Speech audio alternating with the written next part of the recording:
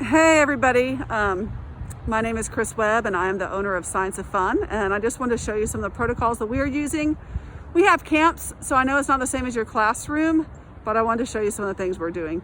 The first thing is, the other mask I have is a favorite, and I have actually about 20 masks that I rotate. I have another style of mask because sometimes I need a break. This is one of my other favorite masks because it has the nose wire that if I'm speaking and speaking loudly, it doesn't come down under my nose. This one is by Mask Fancy, and the other brand I really like is Jaanu, Jaanu, and they make medical scrubs normally. So for us, we have parents drop off at the curb. We used to have parents come in and sign them in, but now we do a curb drop off, so they just pull up. We remind them to stay in their car, and I have a little cart here. We take the kids' temperatures. I also ask them the screening questions. And as the kids leave the car, we ask them to sanitize their hands. So that's what you could do as they enter your room if you're a classroom teacher. The thermometers actually don't work when it is cold or hot. So we have had to move the thermometers to inside. So we have a door over here, and one of the staff members stays inside the door, takes the kids' temperature, and then just gives me a heads up while the parents wait for a moment. Most of our activities are outside, so we're lucky to have this concrete platform area. We are only inside if it's raining. I know that that's not possible for a classroom teacher, especially eating outside with masks. We want to be outside, but we really don't go in unless it's raining. In fact, we're out here even in the cold. So even in the mid-30s in Georgia, we're outside. We tell the kids to layer up. I have long underwear layers underneath this, and my tolerance has also changed. And oddly enough, the mask makes my face warmer. So every child has a name tag with a number on it.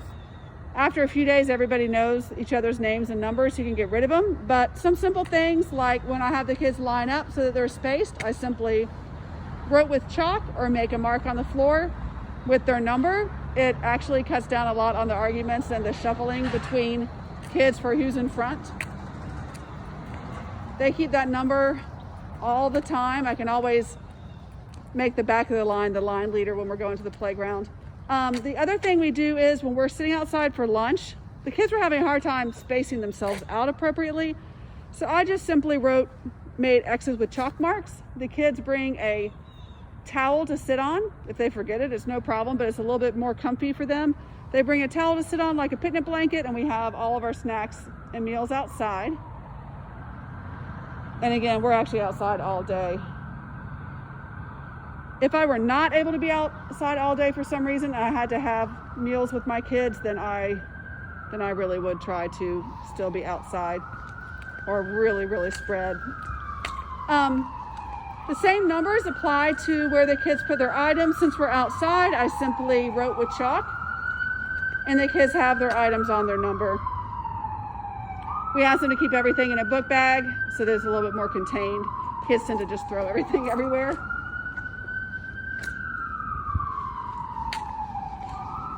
If kids need to use the restroom, we send them in one at a time, and we ask them to wait at the threshold. As staff, we used to go inside and monitor the restrooms. Now we just send one at a time, and we stay outside the door. I don't want staff exposed to any more germs than they need to be, so by being outside, then they're in the fresh air, and sending kids one at a time, that reduces it as well. We actually keep the door shut because there are exhaust fans in here. So this one got propped open by one of the kids. I'll shut it. When the exhaust fans run and the door is shut, the air is quickly evacuated. When the exhaust fan is on and the doors are open, then you have to replace it with a fresh air source, which is really good if it's available, but there are many times when it's not available. And when I was reading building science about COVID, the recommendation was that if you have an exhaust fan in the bathroom, leave the door shut and allow it to quickly exhaust itself, because a kid might come in just a minute later. And so if it's closed, then it only has to exhaust a quick room full of air. So I will close that back again. Let me take you to the inside space so you can see what we've done. We're located at North Decatur Presbyterian Church. And they have this great fellowship hall. Now we have a really small group of kids, but we set up in case it rains. And the way we have the kids set up is a horseshoe shape with their back towards the center of the room. And from what I have read by the recommendations for buildings and companies, and there wasn't a lot of really clear recommendations for camps, so I had to look at what other sectors were doing and make best practices from that. We want the kids' breath to be facing the walls. We don't want the kids breathing towards each other. So they have to wear a mask inside and outside all times unless they're eating. We don't eat inside. We don't even take a sip of water. If they need to take a sip of water, they either need to wait until we go outside, or because we have doors available, they can step outside and take a sip of water. So the kids are facing the wall, facing the outside of the room. Nobody's breath is facing another person's breath. Siblings can share a table, but otherwise they have their own table, and the same numbers that we had earlier on their name tags and for lining up are in a container that simply have their materials on it. If we're inside, then the kids bring their book bags and they simply put their book bags underneath their table. We looked at a lot of other options, and keeping them under their own table was the simplest way to keep everything contained, and it reduced movement as well. So they'll use these supplies. It has markers and colored pencils, scissors, glue stick, etc. So that really helps a lot to have those materials. So everybody has their own table, unless they're with a sibling.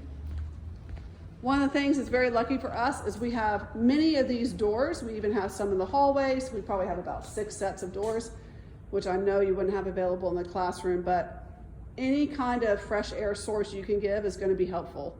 Going outside as much as you can is going to be helpful. So we prop these doors open. The other thing we do is we prop the opposite doors open. That fan will be in use if any kids are in here. And the important thing about the fan, from what I read, is that you don't point the fan in. You want to point the fan out, because what you're trying to do is the air in the room, we'll call it the dirty air, you want to pull the dirty air out. And if you pull the dirty air out, you basically create a vacuum, and then the open door is going to just naturally fill in. I don't have a fan on that door. So I only exhaust the old air out. By creating a vacuum, it will naturally fill in with fresh air. I also don't have kids sitting directly in front of these doors. If I did, I would have the air coming to the back of their head and not towards their face. So any kind of airflow or air movement you have, it would be better for it to hit the back of their head than the front of their face.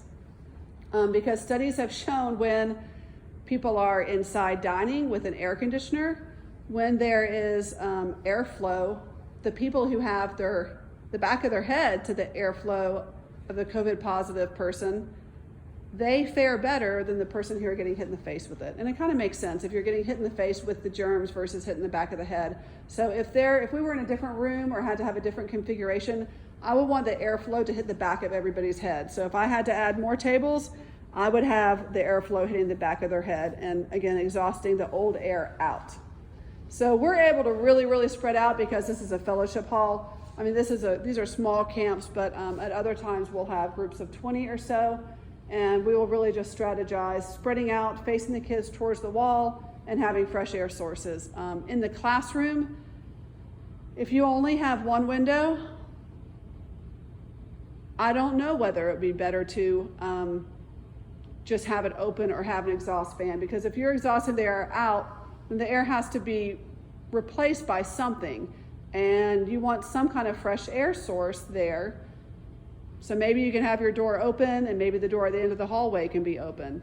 But what you don't want to do is you don't need to blow air inside the room, because everything that I have read shows that you don't want a lot of air movement inside.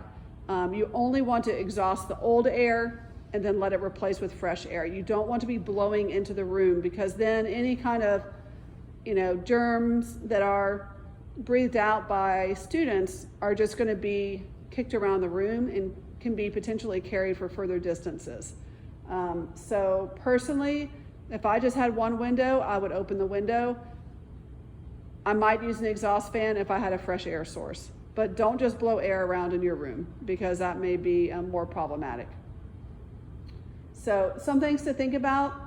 I have a lot of information that I don't know for sure, but the best that I know has informed these choices. And as I learn more, I'll change them again.